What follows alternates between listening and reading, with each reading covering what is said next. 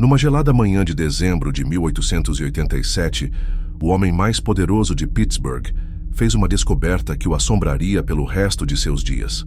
Quando o magnata do aço Cornelius Vandermark desceu a escadaria de mármore de sua mansão na Fifth Avenue, encontrou o vestido de noite esmeralda de sua esposa perfeitamente estendido sobre o tapete persa do seu grande hall de entrada, ainda quente ao toque, como se ela tivesse acabado de tirá-lo momentos antes. Mas Evangeline Vandermark não estava em lugar nenhum. A porta da frente permanecia trancada por dentro, todas as janelas seladas contra o rigoroso inverno da Pensilvânia, e nenhum servo tinha visto ou ouvido algo incomum durante a noite.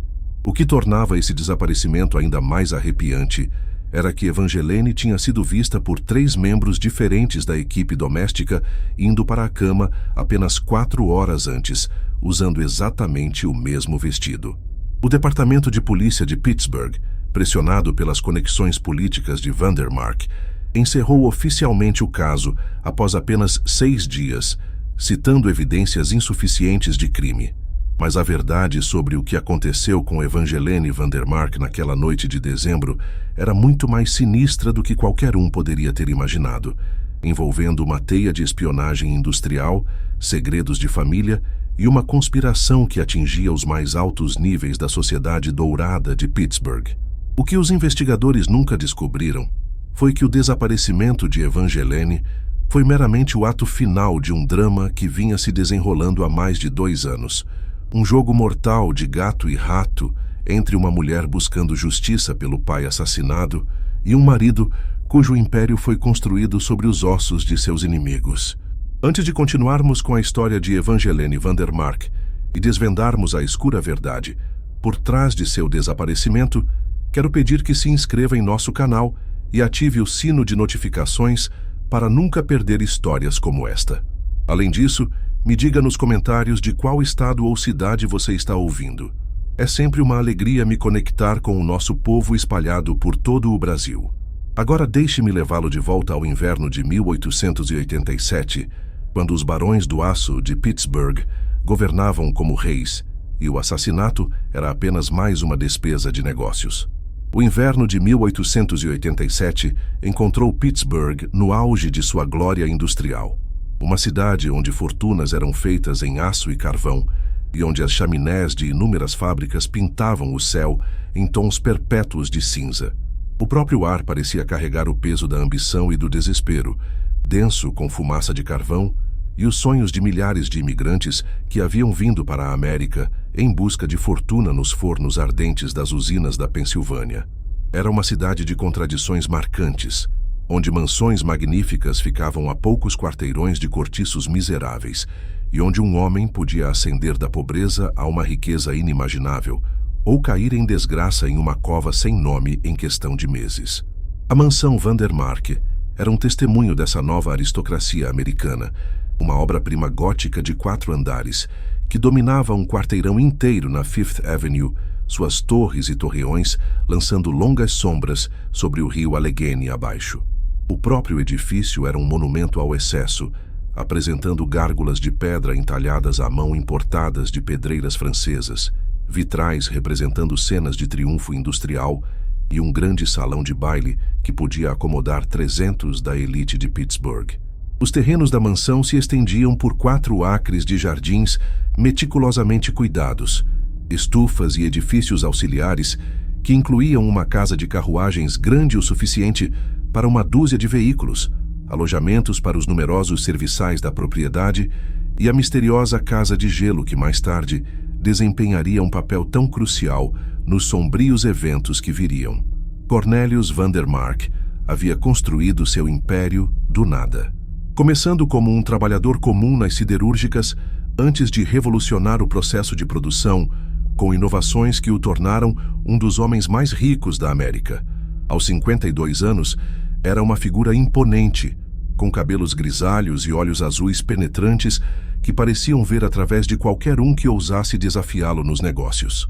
Suas mãos, embora agora macias pelos anos de prosperidade, ainda exibiam calos e cicatrizes de seus primeiros dias trabalhando nos fornos, um lembrete do mundo brutal do qual ele havia se arrastado através de uma combinação de brilhante perspicácia de engenharia e práticas de negócios absolutamente impiedosas. Aqueles que o conheceram em seus primeiros dias frequentemente notavam a transformação do jovem inventor idealista que genuinamente acreditava que suas inovações poderiam melhorar as condições de trabalho para todos os trabalhadores do aço para o frio titã industrial, que mais tarde orquestraria as mortes de qualquer um que ameaçasse seu império. A ascensão de Cornelius ao poder não foi alcançada apenas por meio da inovação.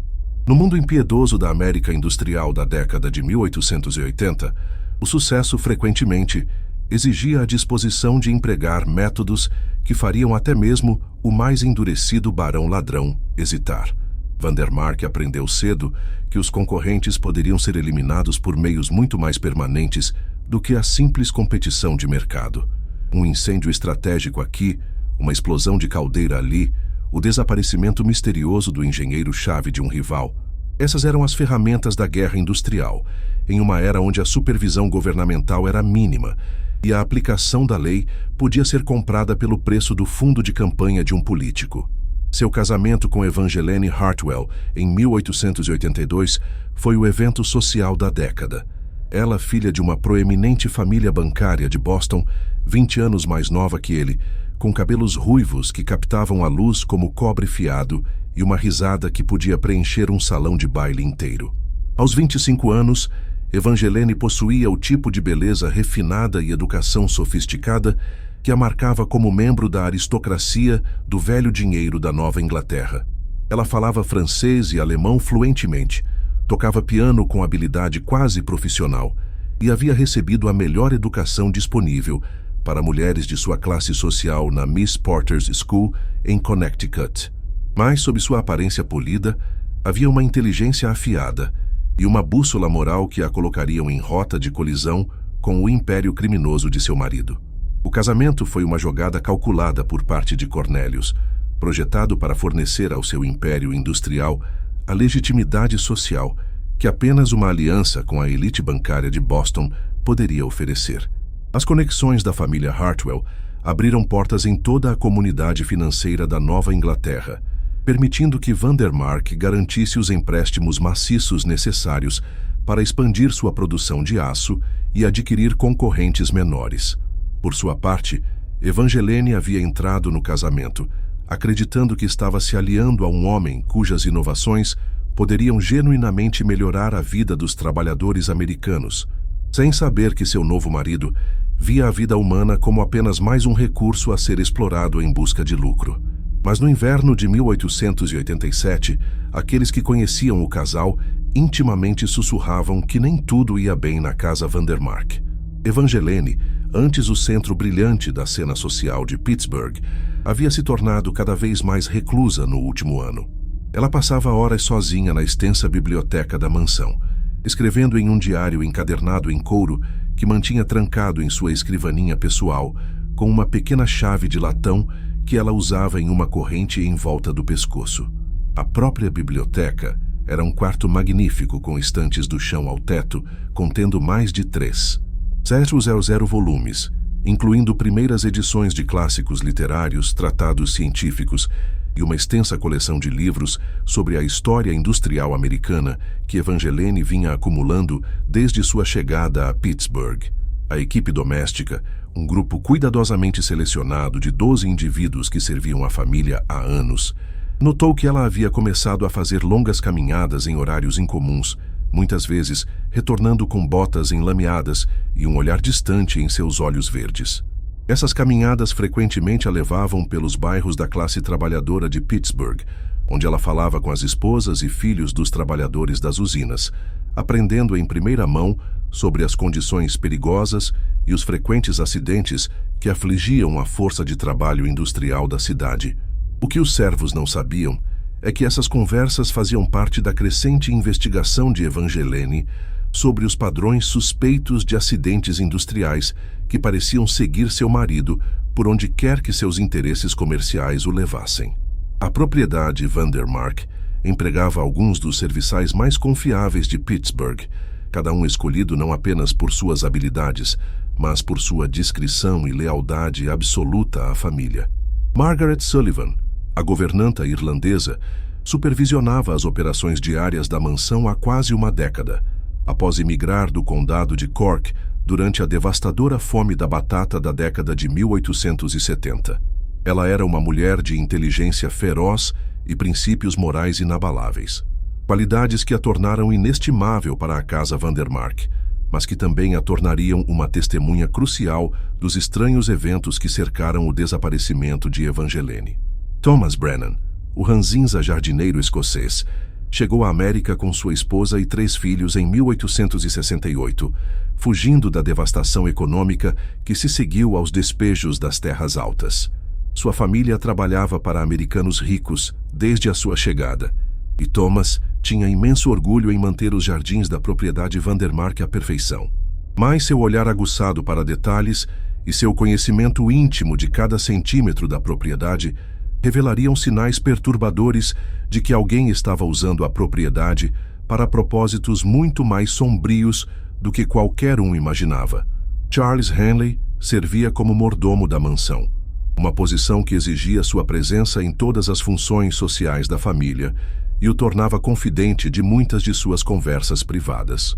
Originalmente da Filadélfia, Henley havia sido treinado nas melhores tradições do serviço doméstico inglês e se orgulhava de manter os mais altos padrões de discrição profissional.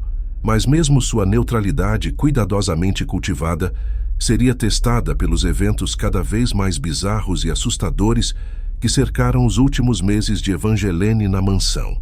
O Dr. Franklin Westbrook havia servido como médico da família Vandermark por mais de 5 anos, fazendo visitas regulares à mansão para atender às necessidades de saúde de Cornelius e Evangeline.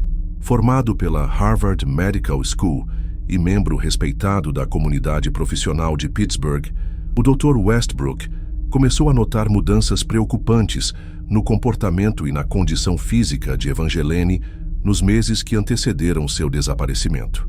Suas anotações médicas particulares, que mais tarde seriam descobertas pelos investigadores, revelaram sua crescente preocupação com o que ele eufemisticamente descreveu como dificuldades conjugais que pareciam estar causando um pedágio cada vez mais grave no bem-estar mental e físico de sua paciente. Essas eram pessoas que se orgulhavam da discrição e da lealdade, tornando o desaparecimento de Evangeline ainda mais intrigante para aqueles que conheciam a rígida hierarquia e os olhos vigilantes que governavam cada aspecto da vida na mansão.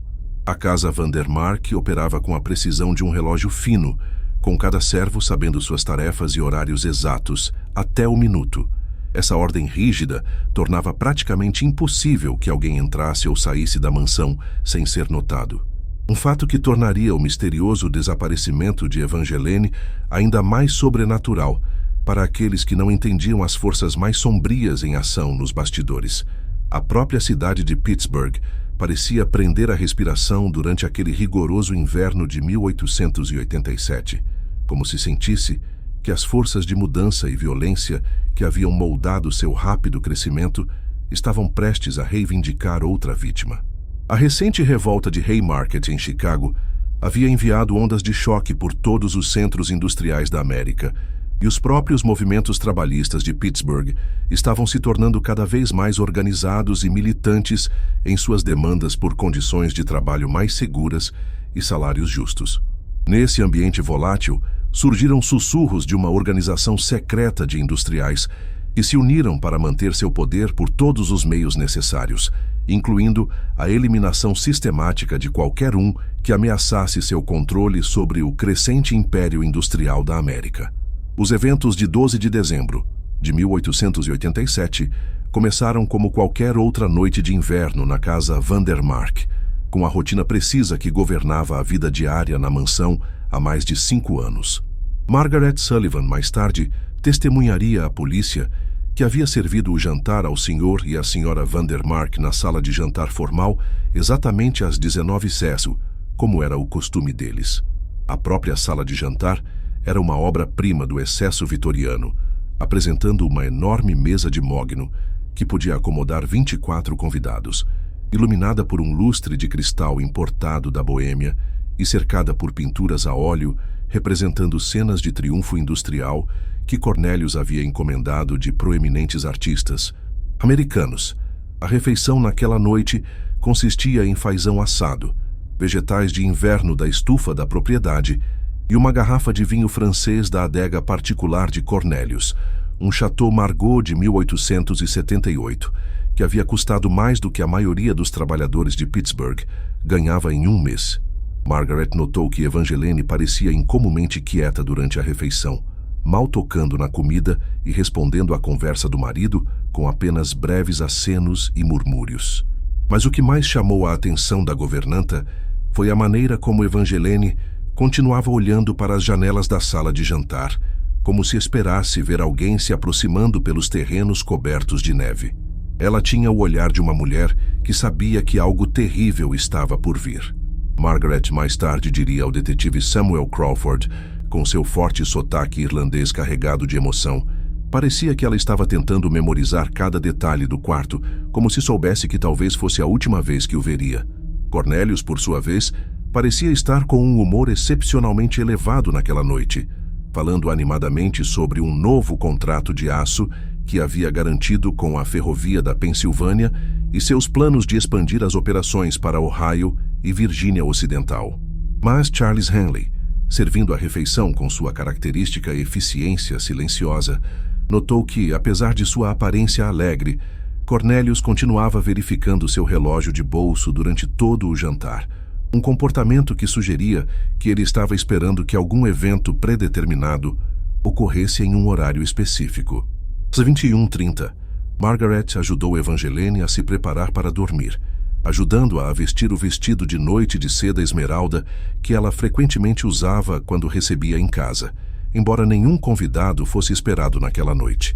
Esse detalhe mais tarde intrigaria os investigadores, pois Evangeline normalmente usava roupas de dormir mais simples ao se aposentar, e o elaborado vestido de noite parecia inteiramente inadequado para uma noite tranquila em casa. O próprio vestido era uma criação deslumbrante importada de Paris a um custo de quase os 500 reais, com intrincados trabalhos de miçangas que capturavam a luz das lâmpadas a gás e criavam um efeito quase etéreo enquanto Evangeline se movia. Margaret lembrou-se especificamente de ter elogiado o intrincado trabalho de miçangas do vestido, e Evangeline havia sorrido, a primeira expressão genuína de felicidade que a governanta vira em sua patroa em semanas. Mas junto com aquele sorriso, veio algo mais que assombraria Margaret pelo resto de sua vida. Evangeline a abraçou, segurando-a firmemente por vários segundos enquanto sussurrava: "Obrigada pela sua bondade, Margaret. Você tem sido como uma mãe para mim nestes últimos anos." Na época, Margaret ficou tocada pela inesperada demonstração de afeto, mas, olhando para trás, percebeu que parecia muito uma despedida. Ela parecia quase aliviada, Margaret mais tarde diria à polícia. Como se um grande peso tivesse sido levantado de seus ombros, se você me entende. Mas havia algo mais lá também, uma espécie de tristeza terrível, como se ela soubesse que estava prestes a perder tudo o que lhe era querido. Durante a preparação para dormir, Margaret também notou que Evangeline estava usando uma joia que nunca tinha visto antes, um pequeno medalhão de prata em uma corrente fina em volta do pescoço. Quando Margaret comentou sobre isso, Evangeline simplesmente disse que continha algo precioso que devia ser preservado, mas recusou-se a abri-lo ou explicar seu significado. O medalhão tinha um design ornamentado com um intrincado trabalho de nós celtas que sugeria artesanato irlandês, e parecia estranhamente fora de lugar entre a coleção usual de joias caras, mas discretas de Evangeline. Thomas Brennan, fazendo suas últimas rondas no perímetro da propriedade às 23h, relatou ter visto uma luz no escritório particular de Evangeline, no segundo andar. Através da janela coberta de geada, ele observou sua silhueta sentada em sua escrivaninha, sua caneta movendo-se firmemente no papel, em algo que parecia uma escrita urgente, quase frenética. Esse foi o último avistamento confirmado de Evangeline Vandermark viva, embora Thomas mais tarde lembrasse de ter pensado na época que algo em sua postura sugeria desespero, em vez da calma correspondência que geralmente ocupava suas horas noturnas. O que Thomas não podia ver de sua posição nos jardins era a cena se desenrolando dentro do escritório de Evangeline. O quarto era seu santuário particular, decorado com lembranças de sua infância em Boston e preenchido com os livros e papéis pessoais que representavam seus verdadeiros interesses intelectuais. Naquela noite, Evangeline estava engajada no que sabia que seria seu ato final de documentação, escrevendo um relato detalhado de tudo o que havia descoberto sobre as atividades criminosas de seu marido e a campanha sistemática de assassinatos que havia eliminado dezenas de seus concorrentes e potenciais ameaças. O próprio escritório testemunhou meses de cuidadosa investigação. Escondidos atrás de livros aparentemente inocentes, estavam fotografias, documentos e correspondências que revelavam a verdadeira extensão das atividades do Círculo de Pittsburgh. Mapas da Pensilvânia e dos estados vizinhos estavam marcados com alfinetes vermelhos, indicando os locais de acidentes industriais suspeitos, cada um acompanhado por notas detalhadas sobre as vítimas, as circunstâncias de suas mortes e as vantagens comerciais que haviam ocorrido aos membros do círculo como resultado. Às 6h da manhã, quando Margaret chegou para iniciar suas tarefas diárias, ela descobriu a porta da frente trancada por dentro, com o pesado ferrolho de ferro que só podia ser acionado por dentro da casa firmemente no lugar. As 12 janelas do térreo da mansão estavam todas trancadas, suas fechaduras sem sinais de arrombamento. Margaret testou cada uma pessoalmente, como havia sido treinada para fazer durante seus anos de serviço, e as encontrou todas seguras, sem indicação de que alguém tivesse tentado abri-las à força por fora. As janelas do segundo e terceiro andares eram muito altas para serem acessadas sem uma escada, e Thomas confirmou que todas as escadas permaneceram na casa de carruagens, intactas e cobertas por uma fina camada de neve que havia caído durante a noite. A própria neve contava sua própria história, um cobertor perfeito de branco que não mostrava pegadas ou outros sinais de perturbação no perímetro da mansão. Se alguém tivesse saído da casa durante a noite, o teria feito sem tocar o chão. Mas foi a descoberta no hall de entrada que parou o coração de Margaret e fez Charles Henley correr para buscar Thomas nos jardins. Ali, arrumado com uma precisão quase cerimonial sobre o tapete persa importado, estava o vestido esmeralda de Evangeline. O tecido ainda estava quente quando Margaret o tocou, como se Evangeline tivesse acabado de tirá-lo, e o perfume de sua lavanda característica pairava no ar frio da manhã como o fantasma de sua presença. O vestido parecia ter sido retirado com muito cuidado, deitado de forma plana e perfeitamente arrumado, como se estivesse sendo exibido para visualização. Nenhum botão estava rasgado, nenhuma costura danificada, e o delicado trabalho de miçangas permaneceu intacto. Ao lado do vestido, havia um único pedaço de papel, uma página arrancada do diário particular de Evangeline, com apenas 4 palavras escritas em sua caligrafia distinta: "A verdade deve sobreviver."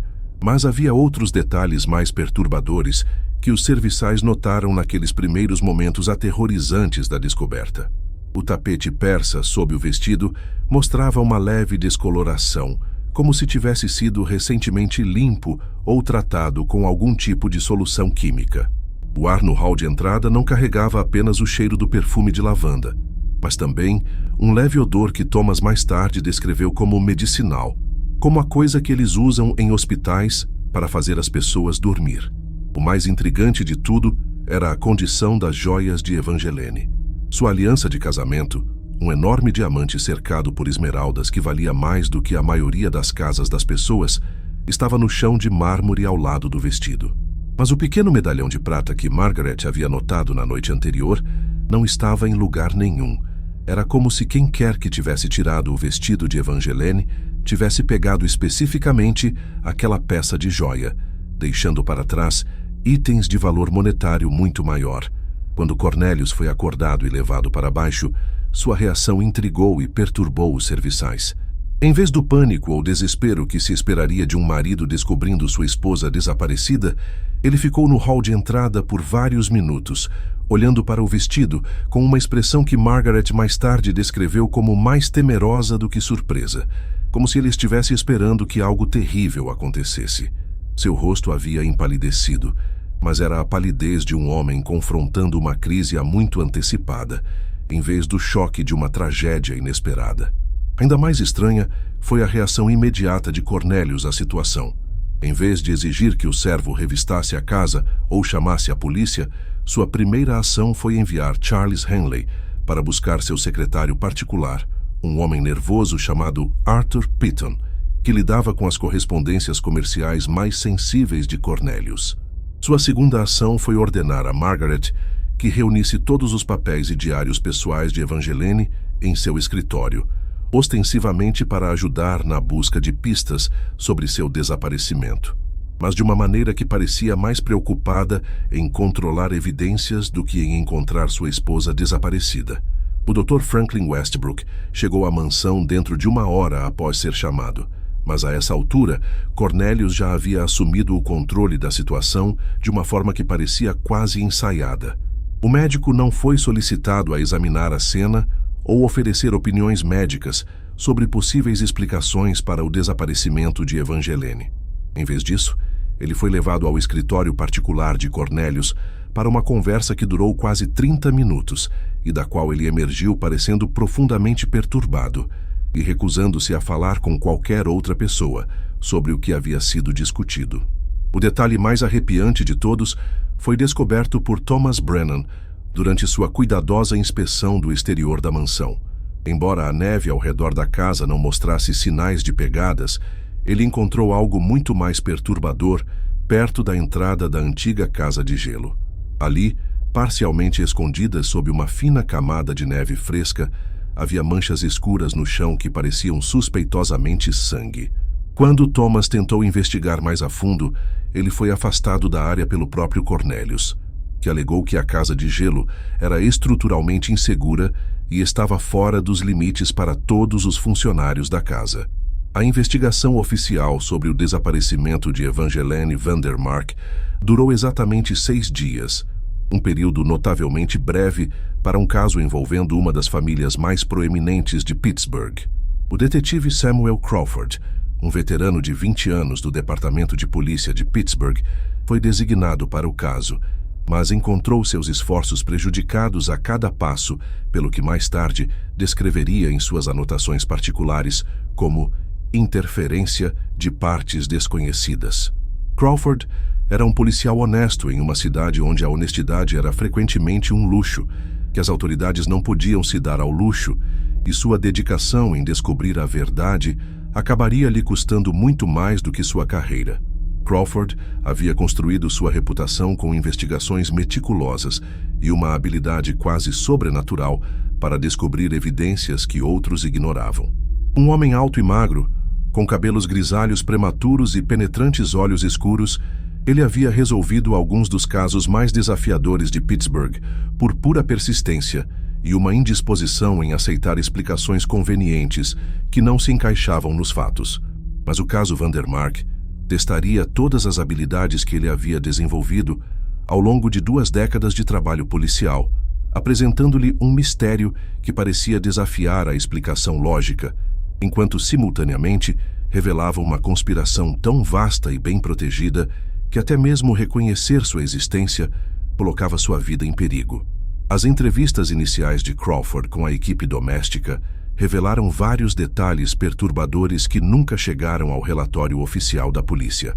Margaret Sullivan confidenciou que nas semanas que antecederam seu desaparecimento, Evangeline havia recebido visitantes misteriosos, homens bem vestidos, que chegavam depois do anoitecer e partiam antes do amanhecer, entrando pela entrada de serviço da mansão para evitar serem vistos pelos vizinhos ou pela equipe doméstica principal. Essas reuniões sempre ocorriam no escritório particular de Evangeline, e Margaret notou que após cada visita, sua patroa parecia cada vez mais agitada e temerosa. A descrição da governanta desses visitantes noturnos era perturbadora em sua especificidade. Eles estavam sempre impecavelmente vestidos com ternos caros e casacos, falavam com sotaques educados que sugeriam origens de classe alta e se portavam com a confiança de homens acostumados a exercer poder. Mas o que Margaret achou mais inquietante foram seus olhos, olhares frios e calculistas que pareciam absorver cada detalhe de seus arredores, como se avaliando ameaças potenciais ou rotas de fuga. Mais preocupante ainda foi a observação de Thomas Brennan de que alguém havia visitado regularmente a antiga casa de gelo da propriedade, uma estrutura de pedra construída na encosta atrás da mansão. A casa de gelo não era usada para seu propósito original há anos, pois os Vandermarks haviam instalado um dos primeiros sistemas de refrigeração elétrica da cidade em 1885. A própria estrutura era uma impressionante obra de engenharia, construída na encosta natural da colina, com paredes de 90 centímetros de espessura e um complexo sistema de canais de drenagem projetados para manter o interior seco e fresco durante todo o ano. Brennan havia notado pegadas frescas na neve, levando para aí da casa de gelo em várias ocasiões ao longo de novembro e início de dezembro, sempre as pegadas de botas pequenas de mulher. Botas que combinavam com as encontradas no armário de Evangeline. Mas mais perturbador do que as próprias pegadas era o seu padrão. Elas sugeriam que alguém estava fazendo visitas regulares à casa de gelo, sempre à noite e sempre sozinho. Em várias ocasiões, Thomas havia visto uma luz fraca brilhando de dentro da estrutura, como se alguém estivesse usando uma lanterna ou vela para iluminar o interior. Quando Crawford tentou questionar Thomas sobre essas observações em detalhes, o jardineiro revelou algo ainda mais inquietante. Em pelo menos 3 ocasiões, ele não apenas vira as pegadas de Evangeline levando à casa de gelo, mas também os rastros de uma pessoa muito maior, alguém usando botas pesadas do tipo tipicamente usado por trabalhadores ou operários. Essas pegadas maiores sempre apareciam nas mesmas noites das visitas de Evangeline, mas seguiam um caminho diferente, aproximando-se da casa de gelo da direção da estrada pública e não da mansão em si. As tentativas do detetive Crawford de revistar a casa de gelo foram bloqueadas pelo próprio Cornelius Vandermark, que alegou que a estrutura era insegura e que uma inspeção estrutural completa seria necessária antes que qualquer pessoa pudesse entrar. Essa explicação pareceu suspeita a Crawford, dado que a casa de gelo havia sido construída com a mesma atenção à qualidade e durabilidade que caracterizava todas as estruturas da propriedade Vandermark. Quando Crawford pressionou por permissão para conduzir até mesmo um exame limitado do exterior do edifício, ele foi informado pelos advogados de Vandermark que qualquer investigação da casa de gelo exigiria um mandado específico que articulasse claramente a causa provável para acreditar que evidências de um crime poderiam ser encontradas lá dentro. Os obstáculos legais colocados no caminho de Crawford eram diferentes de tudo o que ele havia encontrado em suas 2 décadas de trabalho policial. Tipicamente, as famílias de pessoas desaparecidas estavam ansiosas para cooperar com qualquer investigação que pudesse levar à recuperação de seus entes queridos. Mas o caso Vandermark era diferente. Desde o início, parecia que forças poderosas estavam trabalhando para limitar o escopo da investigação e impedir que certas áreas de inquérito fossem seguidas. Quando Crawford retornou 3 dias depois, com as permissões e mandados necessários, ele descobriu que a casa de gelo havia sido selada com argamassa fresca, e os advogados de Vandermark argumentaram que o mandado do detetive não era mais válido devido a modificações substanciais na estrutura. A velocidade com que esse selamento havia sido realizado era notável, exigindo o trabalho de pedreiros qualificados e uma quantidade substancial de materiais de construção que devem ter sido adquiridos e transportados para a propriedade em questão de horas. Talvez o mais significativo, Crawford descobriu que o diário particular de Evangeline, o livro encadernado em couro, no qual os serviçais a haviam visto escrevendo obsessivamente, havia desaparecido de sua escrivaninha trancada. A própria escrivaninha não mostrava sinais de arrombamento, e a única chave estava supostamente em posse de Evangeline quando ela desapareceu. Questionado sobre o diário, Cornelius alegou não ter conhecimento de tal livro, apesar do testemunho juramentado de Margaret Sullivan de que o havia visto lendo-o na manhã do desaparecimento de Evangeline. O diário desaparecido era particularmente significativo, porque vários serviçais o haviam descrito como contendo muito mais do que reflexões pessoais ou correspondência social. Margaret Sullivan relatou que Evangeline estava trabalhando no que parecia ser uma documentação sistemática de algum tipo, preenchendo página após página com notas detalhadas, esboços e o que parecia ser correspondência comercial.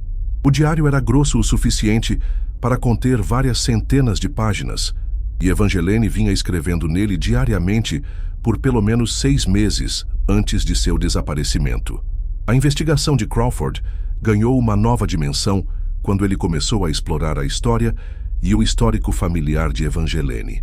A família bancária Hartwell, outrora figuras proeminentes na sociedade da Nova Inglaterra, aparentemente sofreu uma série de desastres financeiros nos últimos anos que os reduziram da riqueza e influência à quase pobreza em menos de 5 anos. O que tornou esse declínio particularmente suspeito foi sua velocidade e a natureza específica dos instrumentos financeiros que causaram sua ruína. O pai de Evangeline, Harrison Hartwell, havia morrido em circunstâncias misteriosas em Boston em 1886.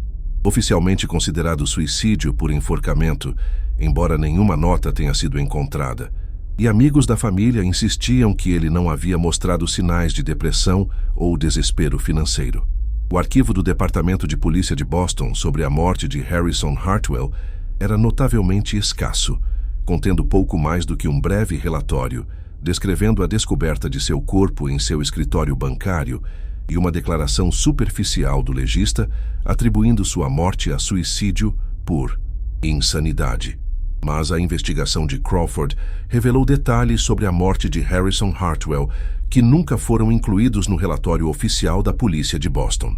Uma fonte dentro da comunidade bancária de Boston informou a Crawford que Harrison estava trabalhando na exposição de um complexo esquema de fraude envolvendo a manipulação de investimentos da indústria siderúrgica nas semanas antes de sua morte. Esse esquema supostamente envolvia um consórcio de industriais de Pittsburgh que estavam usando informações privilegiadas sobre acidentes industriais planejados para manipular os preços do aço e adquirir ativos de concorrentes a valores drasticamente reduzidos. Mais perturbador ainda foi o destino do irmão mais novo de Evangeline, Edmund Hartwell. Amigos da família alegaram que ele havia viajado para a Califórnia para buscar fortuna no final de 1886, logo após a morte de seu pai, embora ninguém pudesse fornecer detalhes específicos sobre sua partida ou seu paradeiro atual. Edmund era um jovem advogado promissor que havia se formado recentemente na Harvard Law School e estava trabalhando com seu pai na investigação das irregularidades financeiras que podem ter contribuído para a ruína da família.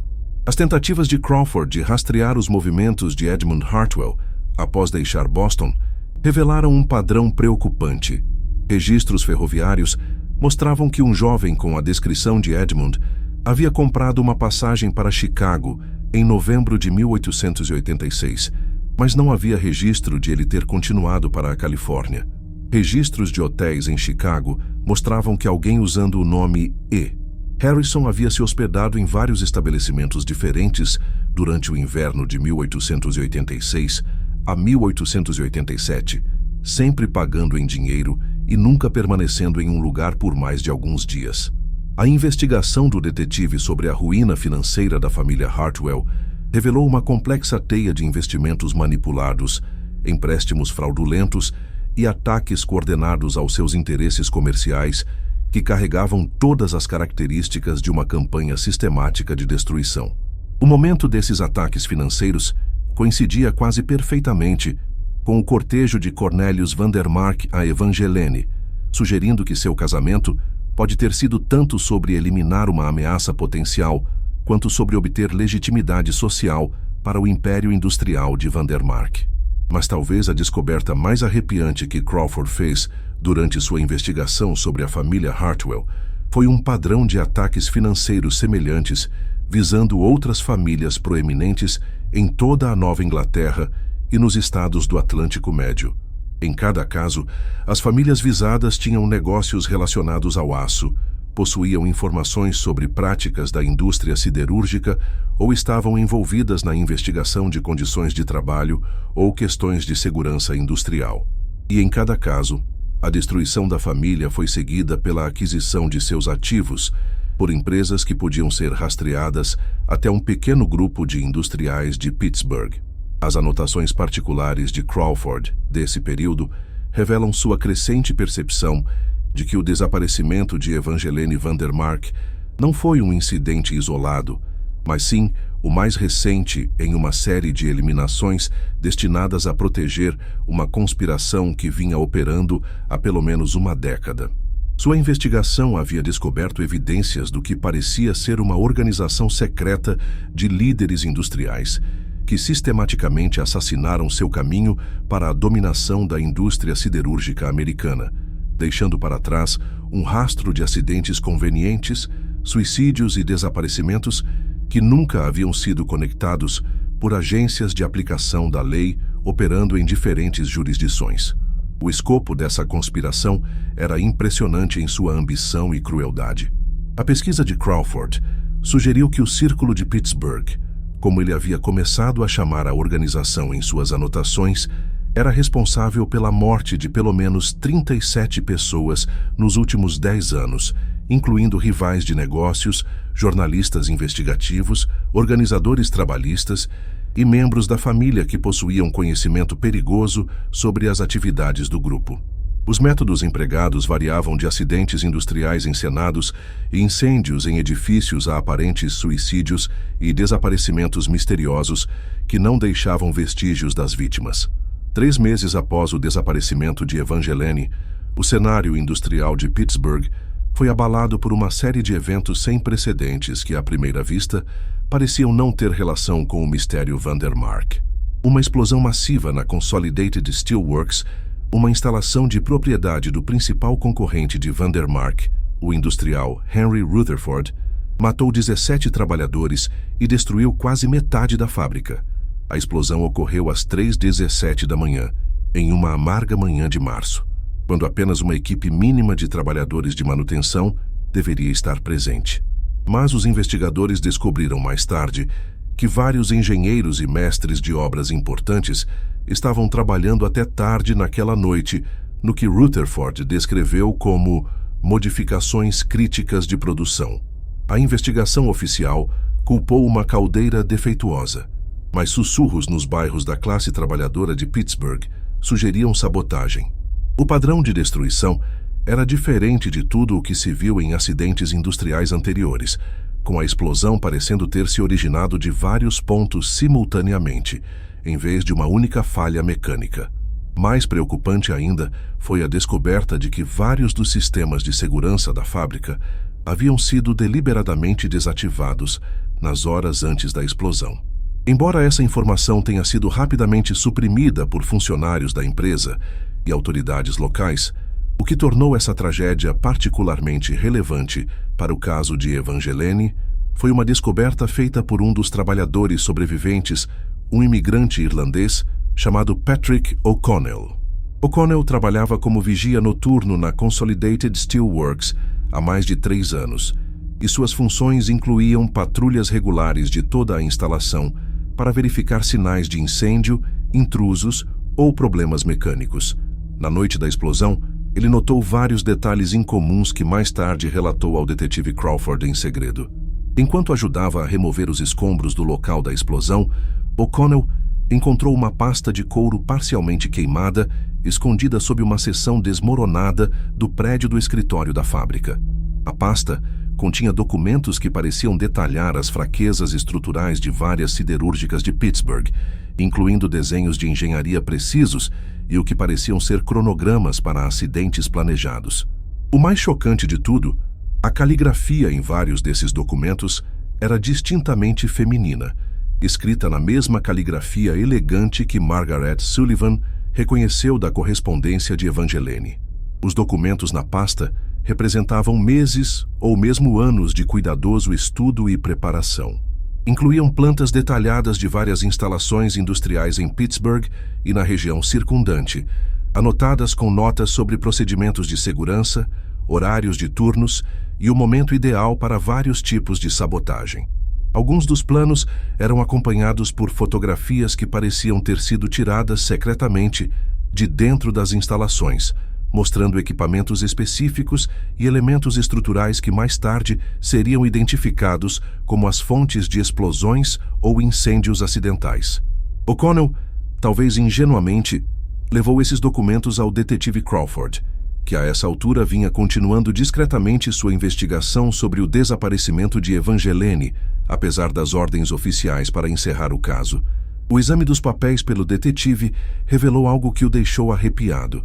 Os documentos continham informações detalhadas sobre as vulnerabilidades da Consolidated Steelworks, informações que só poderiam ter sido obtidas por alguém com conhecimento íntimo de espionagem industrial ou alguém casado com uma das figuras mais poderosas da indústria. Mas os documentos revelaram algo ainda mais perturbador do que evidências de sabotagem. Vários dos papéis continham correspondência entre alguém identificado apenas como EV e outra pessoa referida como EH. O tom dessas cartas era conspiratório e urgente, discutindo planos para expor o círculo e fazer justiça para o pai. A caligrafia da correspondente EV correspondia a amostras da escrita de Evangeline que Crawford havia obtido da casa Vandermark, enquanto as cartas EH eram escritas em caligrafia masculina que sugeria que vinham de alguém com formação jurídica ou acadêmica. Mais perturbador ainda foi a descoberta de Crawford de que a explosão na Consolidated Steelworks não foi um incidente isolado. Nos últimos 18 meses, 7 diferentes siderúrgicas, minas de carvão e instalações de fabricação em toda a Pensilvânia sofreram acidentes misteriosos, incêndios ou explosões. Em cada caso, a instalação danificada era propriedade de um dos concorrentes de Cornelius Vandermark, ou havia sido alvo de aquisição pelo império de negócios em rápida expansão de Vandermark. O padrão desses incidentes era tão consistente que Crawford começou a suspeitar que faziam parte de uma campanha coordenada de terrorismo industrial projetada para eliminar a concorrência e aterrorizar rivais em potencial à submissão. O momento dos incidentes era particularmente revelador, pois sempre ocorriam durante períodos em que as empresas visadas estavam passando por dificuldades financeiras ou estavam envolvidas em disputas trabalhistas que as tornavam vulneráveis à aquisição por concorrentes maiores. A investigação de Crawford sobre esses padrões o levou a uma revelação chocante sobre o verdadeiro escopo das atividades do Círculo de Pittsburgh. A organização não estava simplesmente eliminando concorrentes individuais, mas estava reestruturando sistematicamente toda a economia industrial da Pensilvânia para garantir sua dominação completa da produção de aço, mineração de carvão e indústrias relacionadas. Eles haviam criado o que equivalia a um governo paralelo de líderes industriais que controlavam não apenas suas próprias empresas, mas também políticos importantes, juízes, policiais e editores de jornais em toda a região. A pesquisa do detetive revelou que o Círculo de Pittsburgh estava operando há pelo menos 15 anos, começando como uma aliança informal entre 3 grandes produtores de aço que haviam reconhecido as vantagens de coordenar seus esforços para eliminar concorrentes menores. Com o tempo, a organização cresceu para incluir proprietários de minas de carvão, executivos de ferrovias, funcionários bancários e até mesmo advogados e políticos proeminentes que forneciam proteção legal e cobertura política para as atividades cada vez mais violentas do grupo. O que tornava o Círculo de Pittsburgh particularmente perigoso era sua compreensão sofisticada de como manipular a opinião pública e a aplicação da lei. Eles possuíam vários jornais em toda a Pensilvânia e Ohio, permitindo-lhes controlar como os acidentes industriais eram relatados e investigados. Eles cultivaram relacionamentos com figuras-chave no governo local e estadual, garantindo que as investigações de suas atividades fossem limitadas em escopo e rapidamente encerradas sem descobertas significativas. Mais importante ainda, Eles desenvolveram uma rede de agentes, ex-soldados, detetives particulares e assassinos contratados que podiam executar suas ordens sem deixar conexões rastreáveis com a liderança do círculo. A investigação de Crawford sobre a história da família de Evangeline revelou que seu pai, Harrison Hartwell, havia descoberto evidências das atividades do círculo de Pittsburgh enquanto investigava irregularidades em investimentos da indústria siderúrgica para seus clientes bancários, em Boston. Harrison estava se preparando para expor a conspiração quando foi assassinado em seu escritório, com sua morte encenada para parecer um suicídio. O mesmo destino aparentemente havia sido planejado para Edmund Hartwell, mas o jovem advogado conseguiu escapar de Boston antes que os agentes do círculo pudessem eliminá-lo. As anotações particulares do detetive desse período revelam sua crescente compreensão de que Evangeline havia de alguma forma aprendido sobre o verdadeiro destino de sua família e estava conduzindo sua própria investigação sobre o círculo de Pittsburgh a partir de seu casamento com um de seus membros fundadores. Os misteriosos visitantes noturnos da mansão Vandermark eram provavelmente co-conspiradores nessa investigação, possivelmente incluindo seu irmão Edmund, que pode ter estado trabalhando com um pequeno grupo de jornalistas reformistas e honestos funcionários da lei para coletar evidências contra a conspiração. Mas a descoberta mais arrepiante de Crawford veio quando ele rastreou os registros de propriedade de várias propriedades que haviam sido compradas por empresas de fachada conectadas aos interesses comerciais de Vandermark. Uma dessas propriedades era uma fazenda remota no condado de Westmoreland, a cerca de 30 milhas a sudeste de Pittsburgh. A propriedade havia sido comprada em 1886, pouco depois que o casamento de Evangeline com Cornelius começou a mostrar sinais de tensão e havia sido mantida como um refúgio privado, longe do escrutínio da elite social de Pittsburgh. Quando Crawford visitou discretamente a propriedade no final de abril de 1888, ele encontrou sinais de habitação recente que sugeriam que alguém estava morando lá intermitentemente nos últimos meses. A fazenda era modesta, mas confortável, mobiliada com o tipo de elegância simples que sugeria que era destinada a um refúgio e não a uma residência principal. Mas o que mais chamou a atenção do detetive foi o cuidado óbvio que havia sido tomado para tornar a propriedade defensável: persianas pesadas em todas as janelas, portas reforçadas e o que pareciam ser passagens ocultas conectando diferentes cômodos da casa. No pequeno escritório da casa, Crawford descobriu o que parecia ter sido o centro operacional de uma extensa investigação sobre as atividades do Círculo de Pittsburgh. As paredes estavam cobertas com mapas da Pensilvânia, mostrando os locais de acidentes industriais, recortes de jornais detalhando explosões e incêndios inexplicáveis e árvores genealógicas detalhadas conectando a elite industrial de Pittsburgh. O mais condenatório de tudo era um grande gráfico que Crawford mais tarde descreveu como uma teia de corrupção, mostrando como o império de Vandermark havia crescido através da destruição sistemática de seus concorrentes. O escritório também continha uma extensa coleção de fotografias, documentos e correspondências que forneciam evidências esmagadoras das atividades criminosas do Círculo de Pittsburgh. Havia registros financeiros detalhados, mostrando como a organização havia manipulado os preços do aço por meio de paralisações coordenadas da produção e escassez artificial. Havia cópias de correspondências entre membros do círculo discutindo alvos específicos para a eliminação e os métodos a serem empregados. O mais perturbador de tudo eram as fotografias de várias reuniões do círculo, aparentemente tiradas secretamente por Evangeline durante reuniões sociais na mansão Vandermark, que mostravam proeminentes industriais de Pittsburgh, líderes políticos e funcionários da lei planejando o que só poderia ser descrito como atos de terrorismo contra seus concorrentes. Mas a fazenda guardava um segredo ainda mais perturbador. No porão, escondida atrás de uma parede falsa que Crawford descobriu puramente por acidente quando notou inconsistências nas dimensões do quarto, havia uma pequena câmara contendo dezenas de fotografias e documentos adicionais. Esses materiais forneciam evidências de que as atividades do Círculo de Pittsburgh se estendiam muito além da sabotagem industrial para assassinato político, corrupção judicial e a eliminação sistemática de jornalistas e líderes trabalhistas que ameaçavam seus interesses. Entre essas fotografias, havia uma que fez as mãos de Crawford tremerem enquanto a segurava. A imagem mostrava o interior da sala de caldeiras da Consolidated Steelworks, com pontos estruturais específicos, marcados em tinta vermelha e anotações escritas na caligrafia de Evangeline, descrevendo a colocação ideal para impacto máximo.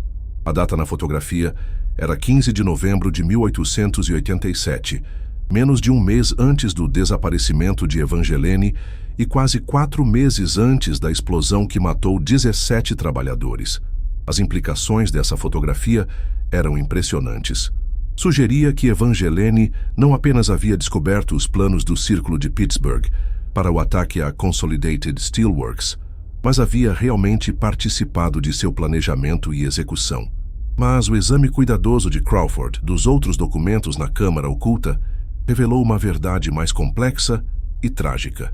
Evangeline, de fato, esteve envolvida no planejamento da explosão, mas não como participante voluntária na campanha de terror do Círculo de Pittsburgh.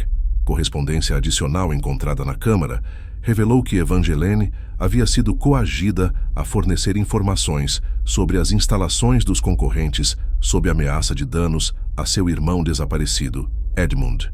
O Círculo estava usando a vida de Edmund como alavanca para forçar a cooperação de Evangeline em suas operações de sabotagem, enquanto, simultaneamente, usava seu casamento com Cornelius para fornecer cobertura para suas atividades. Mas Evangeline estava secretamente documentando tudo, construindo um caso abrangente contra a organização, enquanto parecia cooperar com suas exigências.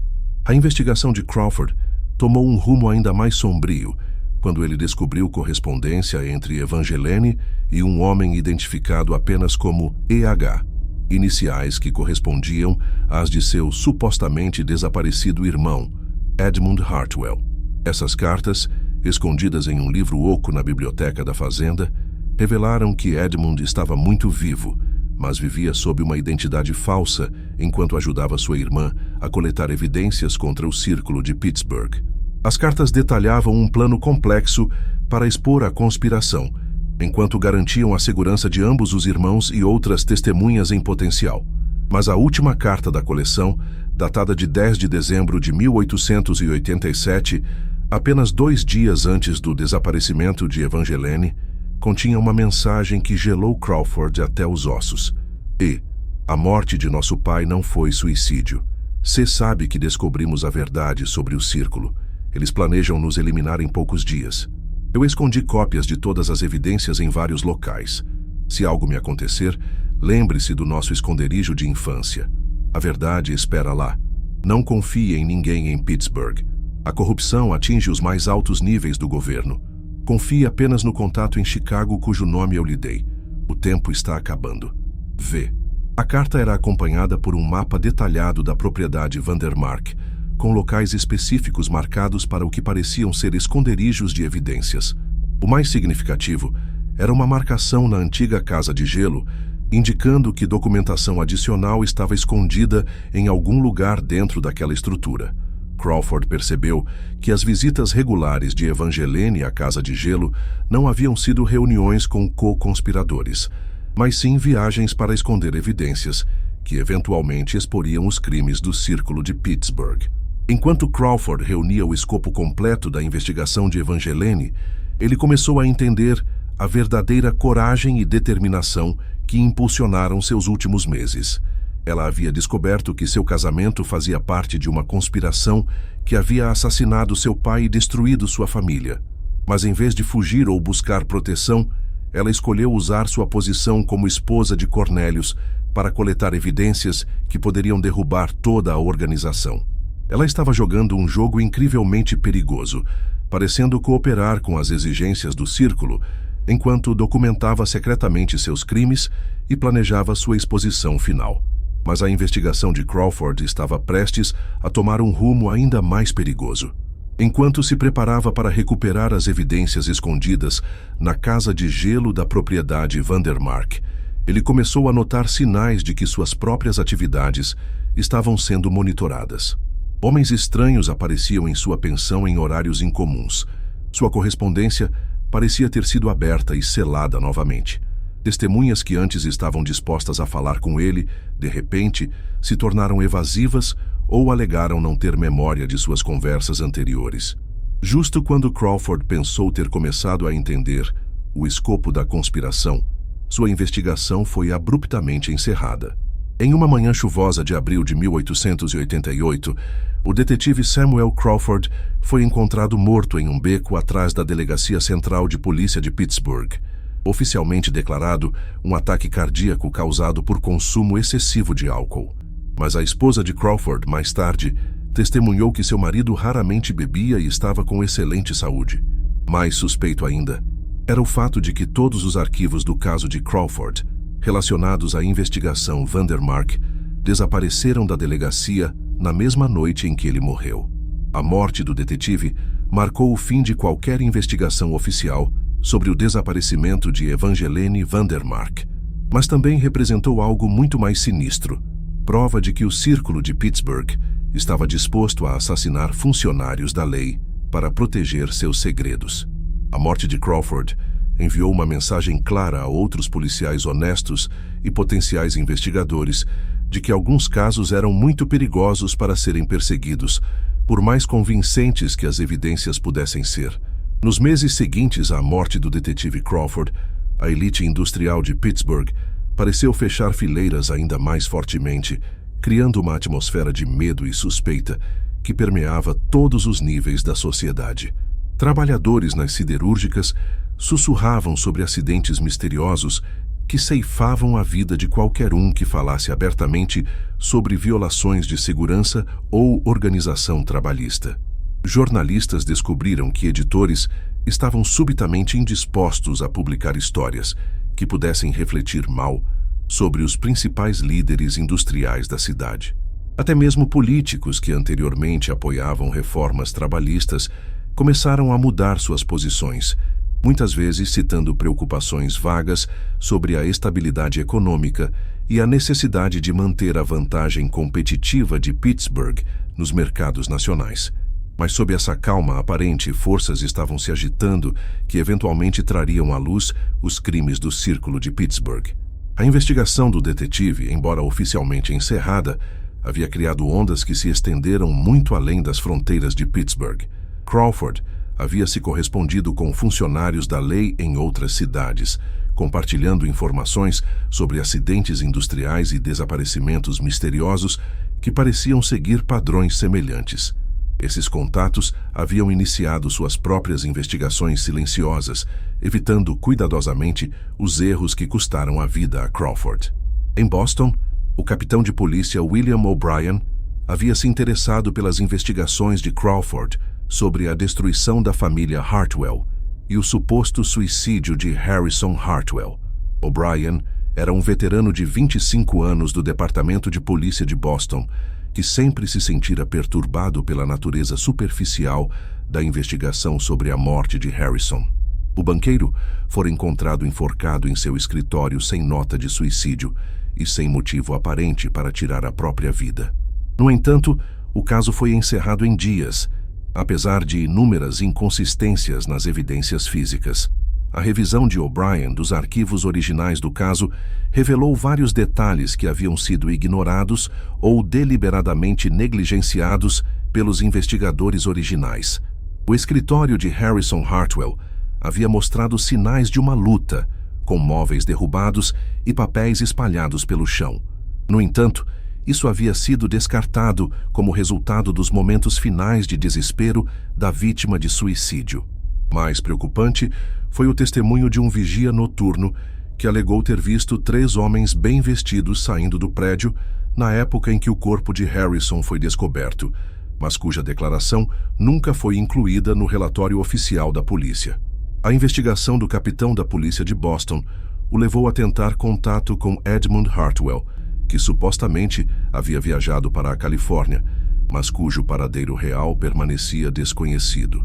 As investigações de O'Brien através de agências de aplicação da lei ocidentais não produziram nenhum vestígio de alguém que correspondesse à descrição de Edmund chegando à Califórnia durante o período relevante.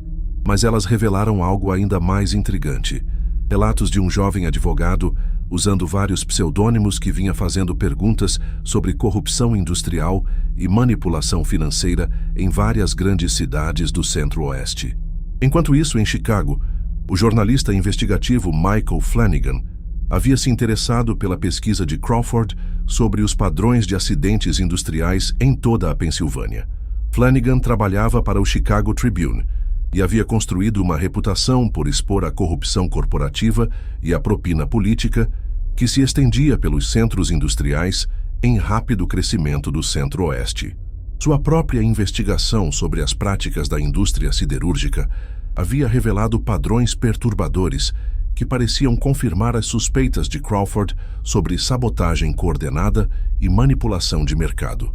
A pesquisa de Flanagan havia descoberto evidências de conspirações semelhantes operando em outros centros industriais em todo o país.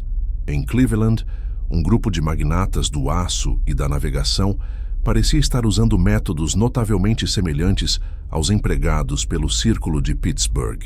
Em Detroit, a emergente indústria automobilística mostrava sinais de manipulação por uma coalizão de industriais que pareciam coordenar suas atividades por meio de reuniões secretas e correspondências codificadas. O padrão sugeria que o Círculo de Pittsburgh não era um fenômeno isolado, mas sim parte de uma rede maior de organizações criminosas que estavam sistematicamente assumindo o controle da economia industrial americana. Mas a descoberta mais significativa de Flanagan veio quando ele conseguiu entrar em contato com o misterioso EH, que vinha se correspondendo com Evangeline Vandermark. Através de uma complexa série de intermediários e mensagens codificadas, Flanagan organizou uma reunião clandestina com Edmund Hartwell, que de fato estava vivo e vivia sob uma identidade assumida em Chicago. O que Edmund revelou durante essa reunião mudaria fundamentalmente a compreensão de Flanagan sobre o escopo e o perigo da conspiração que eles estavam tentando expor. Edmund vivia em constante medo por sua vida desde que fugiu de Boston após o assassinato de seu pai. Ele havia mudado de identidade várias vezes, nunca ficando em um lugar por mais de algumas semanas, e havia sido forçado a abandonar qualquer esperança de praticar a advocacia ou manter relacionamentos sociais normais. Mas durante todo o seu exílio, ele havia continuado a investigação que custou a vida de seu pai, coletando evidências sobre o Círculo de Pittsburgh e organizações semelhantes operando em todo o país. O que Edmund havia descoberto era muito mais aterrorizante do que até mesmo Crawford suspeitava. O Círculo de Pittsburgh era de fato parte de uma rede maior, mas o escopo dessa rede se estendia aos mais altos níveis dos negócios e do governo americanos. Membros da conspiração incluíam não apenas líderes industriais, mas também banqueiros, executivos ferroviários, editores de jornais, juízes, senadores e até mesmo membros do gabinete no governo federal. Eles haviam criado o que equivalia a um governo paralelo que controlava aspectos-chave da política econômica americana e usava a violência sistemática para eliminar qualquer um que ameaçasse seu poder. A evidência de Edmund incluía documentação detalhada de como essa conspiração havia manipulado o pânico de 1873, orquestrando uma crise financeira que lhes permitiu adquirir ativos em dificuldades por uma fração de seu valor real. Eles haviam orquestrado greves trabalhistas e violência industrial para justificar o uso de tropas federais contra organizações de trabalhadores. Eles até influenciaram decisões de política externa, pressionando por tarifas e acordos comerciais que beneficiavam seus impérios industriais às custas de consumidores e trabalhadores americanos. Mas talvez o mais chocante de tudo tenha sido a revelação de Edmund sobre o destino de sua irmã. Evangeline não havia simplesmente desaparecido em 12 de dezembro de 1887. Ela havia sido assassinada pelo próprio Cornelius Vandermark, com a assistência de outros membros do Círculo, depois que ela ameaçou expor seus crimes às autoridades federais. Mas antes de sua morte, ela conseguiu esconder evidências abrangentes da conspiração em vários locais, criando o que Edmund descreveu como uma apólice de seguro que garantiria que seus crimes seriam eventualmente expostos, mesmo que ambos os irmãos fossem eliminados. As evidências que Evangeline havia reunido incluíam não apenas a documentação de crimes específicos, mas também informações detalhadas sobre a estrutura organizacional da conspiração, operações financeiras e planos futuros. Ela havia fotografado reuniões secretas, copiado correspondência confidencial e até gravado conversas usando um dos novos fonógrafos que estavam se tornando disponíveis para consumidores ricos. Mais importante, ela havia identificado outras vítimas da conspiração que poderiam estar dispostas a testemunhar se pudessem ter certeza de proteção contra retaliação. O encontro de Edmund com Flanagan aconteceu em um armazém abandonado no lado sul de Chicago, escolhido especificamente porque oferecia múltiplas rotas de fuga e podia ser observado quanto a sinais de vigilância. O jovem advogado havia se tornado um especialista em tais precauções durante seus meses de exílio, mas mesmo seus cuidadosos preparativos não podiam eliminar completamente os riscos envolvidos na exposição de uma organização tão poderosa e implacável. Durante a conversa, Edmund entregou um pequeno portfólio de couro nas mãos de Flanagan, sussurrando urgentemente que ele continha os locais dos esconderijos de evidências de Evangeline e os nomes de outras testemunhas que poderiam estar dispostas a testemunhar. Justo quando pensávamos ter visto de tudo, o horror em Pittsburgh se intensifica.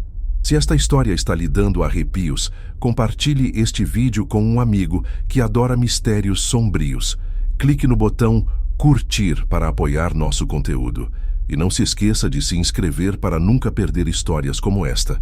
Vamos descobrir juntos o que acontece a seguir neste jogo mortal de gato e rato entre verdade e poder. O que se seguiu foi uma perseguição desesperada pelas ruas escuras de Chicago, com Edmund e Flanagan mal escapando de seus perseguidores por uma combinação de sorte, conhecimento local e a ajuda de trabalhadores solidários que tinham seus próprios motivos para se opor à conspiração industrial.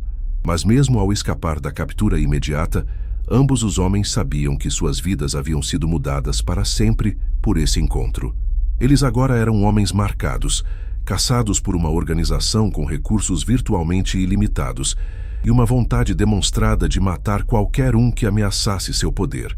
As implicações de sua fuga por um triz eram claras. O alcance do círculo de Pittsburgh se estendia muito além das fronteiras da Pensilvânia, e sua rede de agentes e informantes era sofisticada o suficiente para rastrear e localizar seus inimigos, mesmo em cidades distantes. Edmund percebeu que seus meses de cuidadosa ocultação haviam proporcionado apenas segurança temporária e que a morte de sua irmã havia marcado o início de uma nova fase nos esforços da conspiração para eliminar todos os vestígios de seus crimes. Flanagan, por sua vez, entendeu que agora possuía informações que poderiam expor uma das organizações criminosas mais poderosas da história americana ou custar-lhe a vida se ele as manipulasse incorretamente. O portfólio de couro que Edmund lidera continha não apenas evidências de crimes passados, mas também planos detalhados para operações futuras que poderiam afetar a vida de milhares de trabalhadores e a estabilidade econômica de regiões inteiras. O confronto que selaria o destino de Evangeline Vandermark começou exatamente às 23h47 de 12 de dezembro de 1887, quando Cornelius entrou em seu escritório sem bater, uma quebra da distância cortês que eles mantinham há meses. Evangeline ergueu os olhos de sua escrita para encontrar seu marido parado na porta, seu rosto uma máscara de fúria fria que ela nunca vira antes. Atrás dele estavam outros 2 homens que ela reconheceu de reuniões sociais, membros do que ela agora sabia ser o Círculo de Pittsburgh. "Você realmente pensou que eu não descobriria sua pequena investigação?" perguntou Cornelius, sua voz carregando uma ameaça silenciosa que era muito mais aterrorizante do que um grito. Em sua mão ele segurava cópias das fotografias que ela havia tirado, dos documentos que ela havia roubado e, o mais condenatório de tudo, da correspondência com seu irmão Edmund. "Você tem sido muito esperta, minha querida esposa, mas não o suficiente." O que se seguiu foi uma última jogada desesperada, quando Evangeline percebeu que seus meses de planejamento cuidadoso haviam sido descobertos. Ela havia se preparado para esse momento, sabendo que suas provas estavam seguras e que Edmund continuaria seu trabalho mesmo que ela não sobrevivesse. Mas saber e enfrentar a realidade eram duas coisas completamente diferentes. A verdade sobre o destino de Evangeline Vandermark permaneceria oculta por mais de 3 décadas, selada atrás de tijolos e argamassa na escuridão de sua própria casa. Seria necessária uma descoberta inesperada em 1921 para finalmente trazer os segredos sombrios da elite industrial de Pittsburgh de volta à luz. Uma revelação que não veio através dos esforços da polícia ou do jornalismo investigativo, mas através do simples ato de renovação que transformaria um dos edifícios mais infames de Pittsburgh. Os anos entre 1888 e 1921 passaram como um silêncio pesado sobre o distrito industrial de Pittsburgh. O Círculo de Pittsburgh continuou suas operações com ainda maior sigilo, seu poder consolidado pela eliminação de suas ameaças mais perigosas. Cornelius Vandermark ficou mais rico e mais influente, eventualmente servindo nos conselhos de grandes bancos e empresas ferroviárias em todo o Nordeste. Para todas as aparências externas, ele era a imagem do sucesso industrial, um homem que fez a si mesmo e construiu um império através da inovação e da determinação. Mas aqueles mais próximos a ele notaram mudanças. Os serviçais sussurravam que ele havia se tornado frio e paranoico, instalando novas fechaduras e medidas de segurança em toda a mansão. Ele nunca se casou novamente, alegando que a perda de sua amada Evangeline havia partido seu coração. A ironia desse luto público encenado por uma mulher que ele havia assassinado era talvez o aspecto mais cruel de sua decepção. Durante a reforma da antiga mansão Vandermark em 1921, que havia sido vendida após a morte de Cornelius em 1903 e servido a vários propósitos, incluindo um clube privado para executivos do aço, trabalhadores da construção descobriram uma câmara selada atrás dos painéis de carvalho da biblioteca. A descoberta foi feita puramente por acidente, quando os trabalhadores notaram que as dimensões da biblioteca não correspondiam às medidas externas do edifício.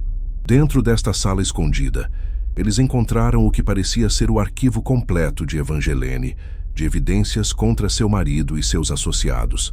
A câmara tinha aproximadamente 2,4 metros por 3,6 metros, com prateleiras forrando todas as paredes e uma pequena escrivaninha posicionada perto de um sistema de ventilação oculto que mantinha o ar respirável e os documentos preservados, apesar de décadas de abandono. A sala havia sido projetada tanto como um depósito seguro quanto como um refúgio potencial, com uma entrada oculta que podia ser acessada através de uma seção rotativa da estante da biblioteca.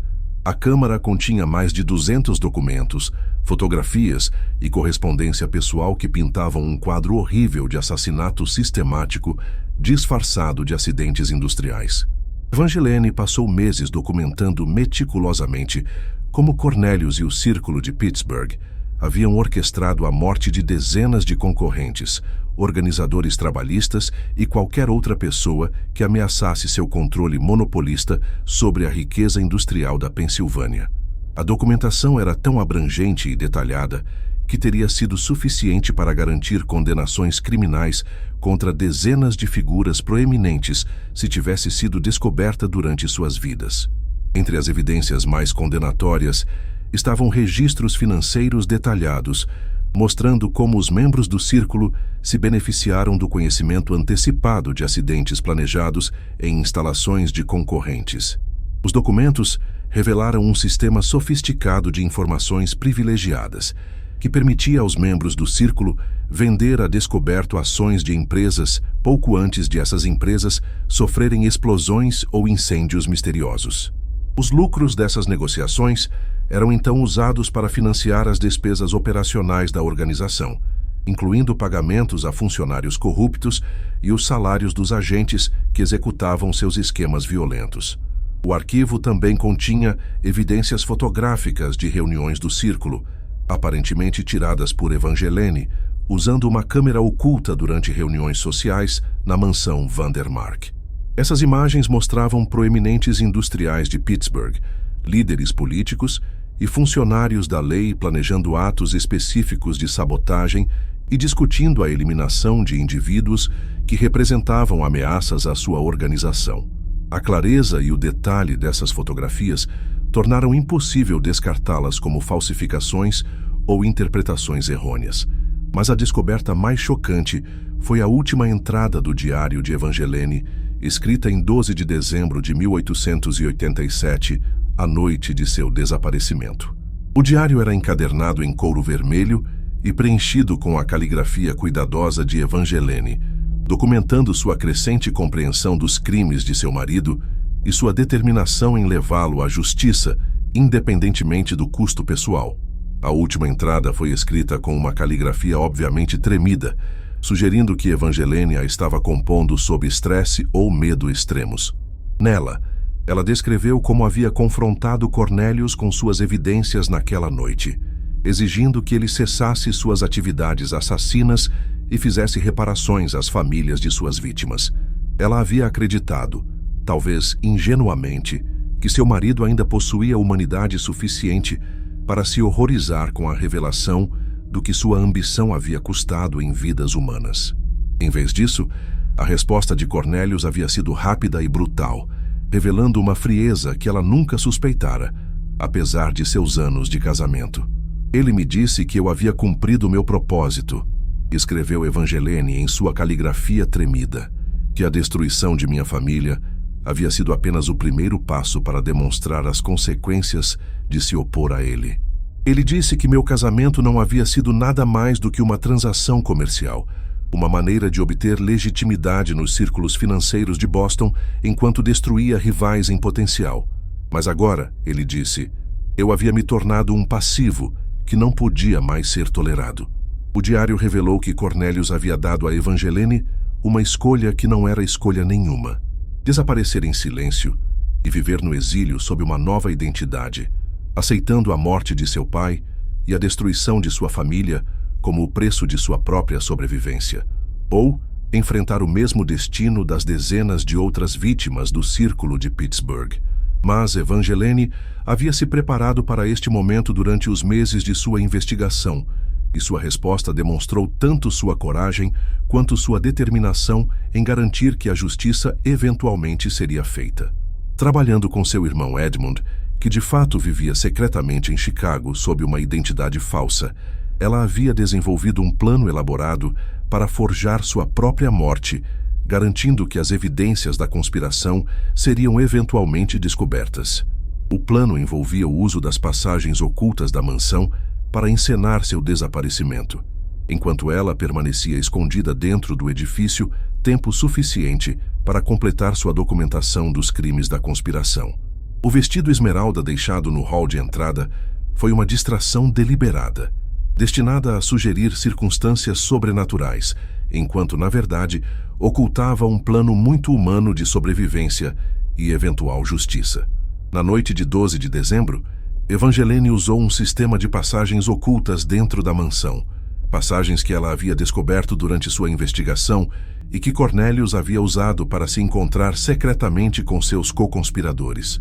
Essas passagens, acessíveis através de painéis ocultos nas paredes da mansão, conectavam-se a túneis de manutenção que foram construídos durante a construção da mansão, para permitir que os servos se movessem pelo edifício sem serem vistos pela família ou seus convidados.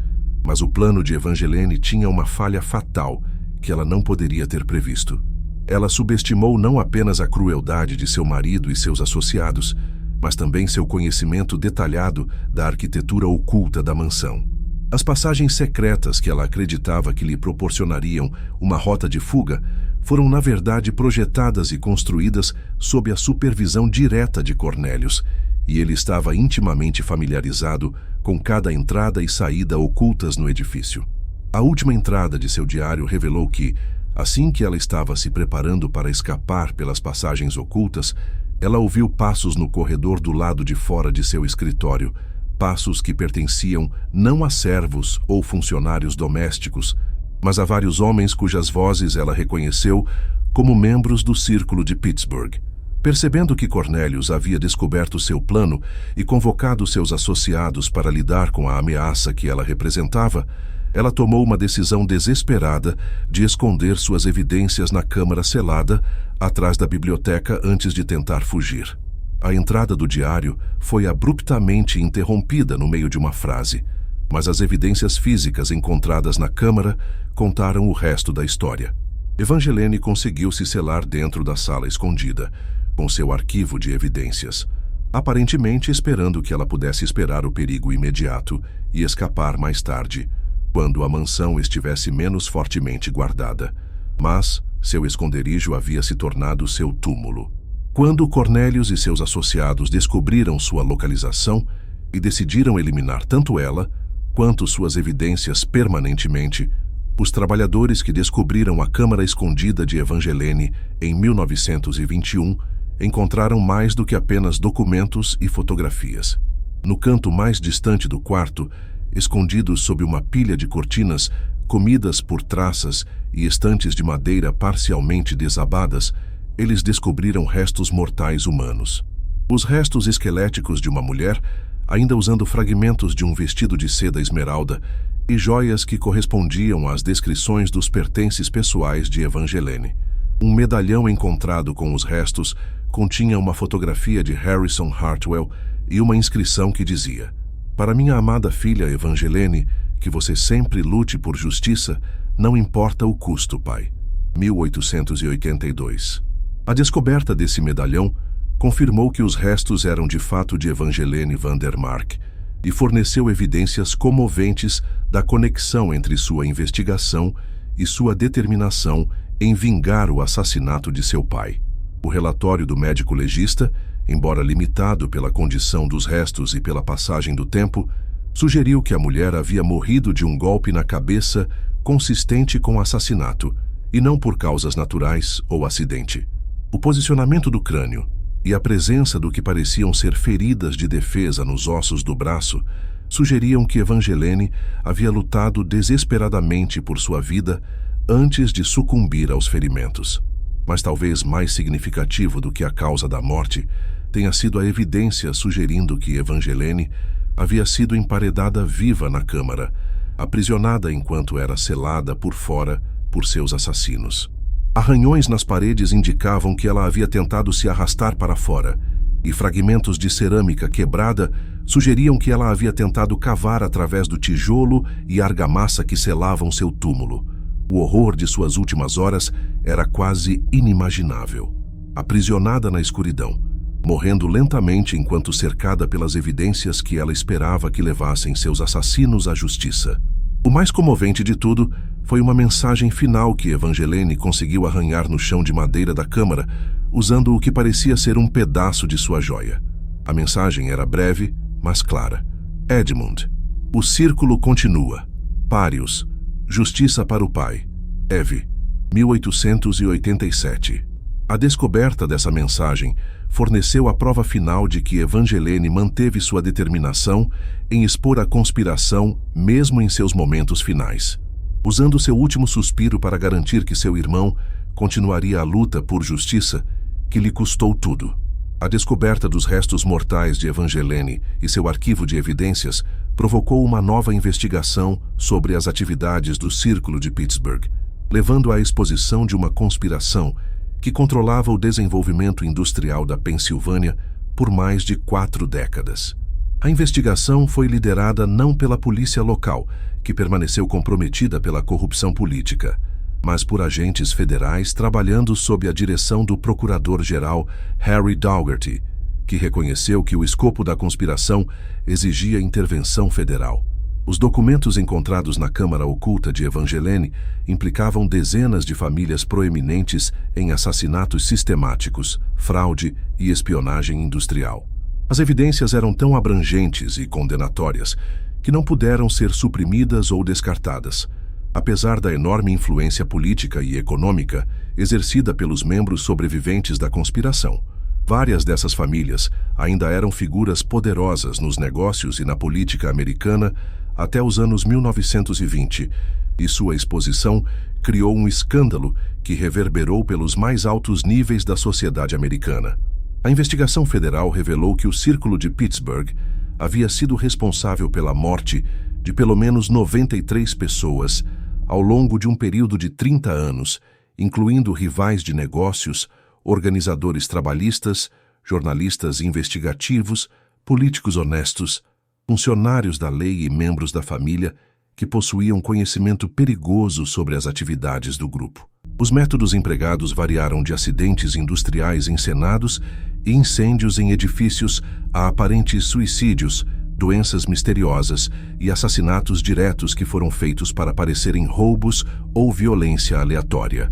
A influência da conspiração se estendeu muito além das fronteiras da Pensilvânia, com organizações semelhantes operando na maioria dos principais centros industriais dos Estados Unidos. A investigação federal descobriu evidências de coordenação entre esses grupos, sugerindo que eles haviam formado uma rede nacional de organizações criminosas que sistematicamente corromperam o desenvolvimento industrial americano por décadas. O escopo de sua influência era impressionante, afetando tudo desde relações trabalhistas e padrões de segurança industrial até política de comércio exterior e legislação federal. Edmund Hartwell, agora vivendo sob o nome de Edward Harrison em Los Angeles, foi contatado por investigadores federais e confirmou muitos dos detalhes encontrados no arquivo de sua irmã. Ele revelou que ele e Evangeline estavam trabalhando com um pequeno grupo de jornalistas reformistas e honestos funcionários da lei para expor as atividades do Círculo de Pittsburgh, mas que, um por um, seus aliados haviam sofrido acidentes misteriosos ou simplesmente desaparecido, deixando os irmãos para continuar sua perigosa investigação sozinhos. Evangeline sabia que estava caindo em uma armadilha naquela noite, disse Edmund aos investigadores em 1921, sua voz ainda carregada de emoção após 3 décadas de exílio e medo. Mas ela acreditava que suas evidências seriam eventualmente encontradas e que a justiça seria feita, mesmo que levasse décadas. Ela estava disposta a se sacrificar para garantir que a verdade sobreviveria e que a morte de nosso pai não seria em vão. O testemunho de Edmund forneceu corroboração crucial para as evidências encontradas na Câmara Oculta, e seu conhecimento detalhado das operações da conspiração permitiu que os investigadores federais identificassem outras vítimas e descobrissem evidências adicionais que haviam sido escondidas em locais em toda a Pensilvânia e estados vizinhos. Sua sobrevivência só foi possível por sua decisão de abandonar sua carreira jurídica e assumir uma identidade completamente nova, vivendo em constante medo enquanto lentamente construía uma nova vida longe do alcance dos assassinos de sua irmã. A investigação federal também revelou o destino do detetive Samuel Crawford, cuja morte em 1888 havia efetivamente encerrado a investigação original sobre o desaparecimento de Evangeline. Crawford de fato havia sido assassinado por agentes do Círculo, envenenado com uma substância que imitava os efeitos de um ataque cardíaco, não deixando vestígios óbvios de crime. Seus arquivos do caso haviam sido destruídos não apenas para eliminar evidências da conspiração, mas também para impedir que outros policiais honestos continuassem sua investigação. A investigação da morte de Crawford levou à descoberta de suas anotações pessoais, que haviam sido escondidas por sua viúva, desafiando ameaças de partes desconhecidas que exigiram sua destruição. Essas anotações forneceram confirmação adicional do escopo e dos métodos da conspiração e revelaram que Crawford estava muito mais perto de expor a verdade do que qualquer um havia percebido na época de sua morte. Mas talvez o resultado mais significativo da investigação federal tenha sido a exposição da corrupção que se estendeu aos mais altos níveis do governo. Vários senadores, congressistas e juízes federais proeminentes foram implicados na conspiração, seja como participantes ativos ou como recebedores de propinas que compraram seu silêncio e cooperação. O escândalo resultante levou à maior investigação de corrupção da história americana até aquele momento e resultou na renúncia ou remoção de dezenas de funcionários públicos. A mansão Vandermark foi demolida em 1923, oficialmente devido a problemas estruturais, mas mais provavelmente para eliminar qualquer evidência restante dos crimes cometidos dentro de suas paredes. O local foi eventualmente convertido em um pequeno parque, com um modesto memorial em homenagem às vítimas da violência industrial durante o período industrial inicial de Pittsburgh. O memorial não fazia menção específica a Evangeline Vandermark ou ao Círculo de Pittsburgh, refletindo a contínua influência de famílias poderosas que preferiam que certos aspectos de sua história permanecessem esquecidos. O império comercial de Cornelius Vandermark foi discretamente desmantelado após a investigação federal, com ativos distribuídos entre várias empresas de fachada e fundos que obscureceram sua conexão com a conspiração original. Muitas das famílias ligadas ao Círculo de Pittsburgh continuaram a exercer enorme influência na indústria americana ao longo do século XX, suas origens sombrias cuidadosamente escondidas atrás de camadas de empreendimentos comerciais legítimos e atividades filantrópicas que ajudaram a reabilitar suas imagens públicas. A própria indústria siderúrgica passou por reformas significativas após a exposição das atividades do Círculo de Pittsburgh. Novas regulamentações federais de segurança foram implementadas. Os sindicatos ganharam proteções legais que haviam sido negadas por décadas, e mecanismos de supervisão foram estabelecidos para evitar o tipo de violência sistemática e corrupção que caracterizou o desenvolvimento inicial da indústria. Essas mudanças chegaram tarde demais para ajudar as centenas de trabalhadores que morreram nos acidentes projetados pelas conspirações, mas ajudaram a garantir que tal violência sistemática seria muito mais difícil de ocultar no futuro. A exposição do Círculo de Pittsburgh também levou a importantes mudanças na aplicação da lei e no jornalismo. As agências federais ganharam novos poderes para investigar conspirações criminosas interestaduais, e os jornais desenvolveram métodos mais sofisticados para proteger fontes e investigar a corrupção corporativa. O caso se tornou uma referência para jornalistas investigativos ao longo do século XX, demonstrando a importância da investigação persistente e os perigos extremos enfrentados por aqueles que tentavam expor organizações criminosas poderosas. Mas o sacrifício de Evangeline não foi totalmente em vão. A exposição parcial das atividades do Círculo de Pittsburgh levou a um aumento da supervisão da segurança industrial e das práticas trabalhistas em toda a Pensilvânia e estados vizinhos. Organizações trabalhistas, armadas com evidências de violência sistemática contra os trabalhadores, conseguiram aprovar importantes regulamentos de segurança e leis de proteção ao trabalhador que salvaram inúmeras vidas nas décadas seguintes. Os métodos de manipulação e violência da conspiração tornaram-se muito mais difíceis de empregar à medida que a conscientização pública aumentou e os mecanismos de supervisão foram fortalecidos.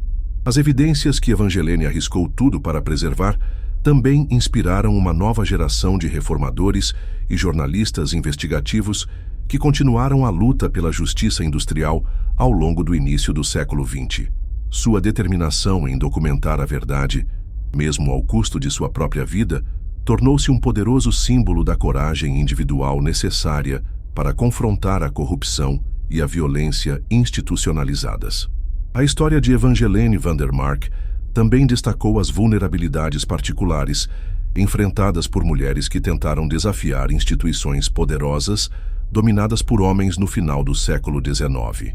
Sua capacidade de coletar evidências sobre o Círculo de Pittsburgh dependia em grande parte de seu acesso aos negócios de seu marido, acesso que poderia ser revogado a qualquer momento e que a colocava em constante perigo de descoberta e retaliação.